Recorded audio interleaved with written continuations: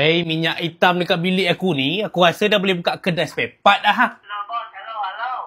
Hello. Halo, apa mau? Minyak hitam 50 ada lagi ah? Hayya, ini orang mau murah saja. Ada mah itu minyak hitam Jetron punya. Bawah RM50 kita ada tu Syntestec Ester punya. Semi. Ada 1 liter 1.2 punya. Saya tak mau lah itu semi. Saya mau itu fully punya ah. Okay, you dengar sini ah. Ini bos Jetron ada buat baru punya promo tau. Oh ya ah. Itu motor spec punya ada? Motor spec punya ada. Motor standard punya pun ada. Sini kita ada punya kan. 10-40 punya. 1 liter. Ini LC boleh, Y boleh, EFI boleh, Wave boleh. 10-40 you ambil standard punya motor boleh pakai mah. Ini fully synthetic, ada ester. Kalau you motor spec punya, you pakai itu 15-50. Ni pun ada ester juga. Kita bagi juga itu free petrol system treatment juga. Kalau itu skuter punya pakai apa macam ah? Skuter pula. Tu skuter punya kita ada baru punya tau. 0.9 liter. Ini untuk NMAX punya tau. 10-40 punya.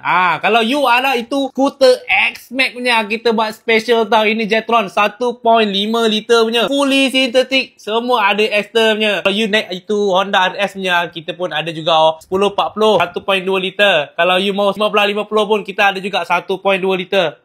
Yo, banyak bagus ini Jetron ah. Tapi bagi tahu you siap-siap tau. Ini bukan bawah 50 lagi tau. Ini sudah fully mah. Fully tak dapat lah bagi murah. Tapi still murah. Kalau you nak, you tengok itu dalam beg kuning punya tau. Ini minyak skuter. You kasih tahu itu semua orang yang main jet ski darat punya. Kita ada untuk NMAX punya dengan itu X-Max tau. Kasih bagi tahu sama dia orang tau. Oh, boleh.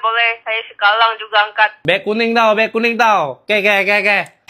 Korang pun nak servis minyak hitam motor juga? Kau ni. Asuh tadi kacau aku lah. Yang mana memang pakai semi-sintetik, boleh je ambil yang ni. Syntestec Ester punya. Kita ada 1 liter dengan 1.2. Ataupun kepada fighter-fighter dekat luar sana, yang mana memang pakai fully. Ini kali, kita bawa masuk minyak promo untuk motor korang. Fully sintetik. Ada Ester. Tapi yang ni dia atas RM50 lah. Tak dapat lah bawah RM50 lagi. Kita ada 10-40, 15-50. 1 liter, 1.2 liter. Kita ada 10-40 dengan 15-50. Untuk player-player NMAX, dia memang pakai 0.9 liter. NMAX punya motor pun kita dah ada dah minyak hitam. Termasuklah skuter X-Max. So jangan lupa kasih Roger kawan-kawan korang. Angkat dalam beg kuning tengah promo servis motor. Sudah gaji kan? Kasih angkat lah. Mantap boy.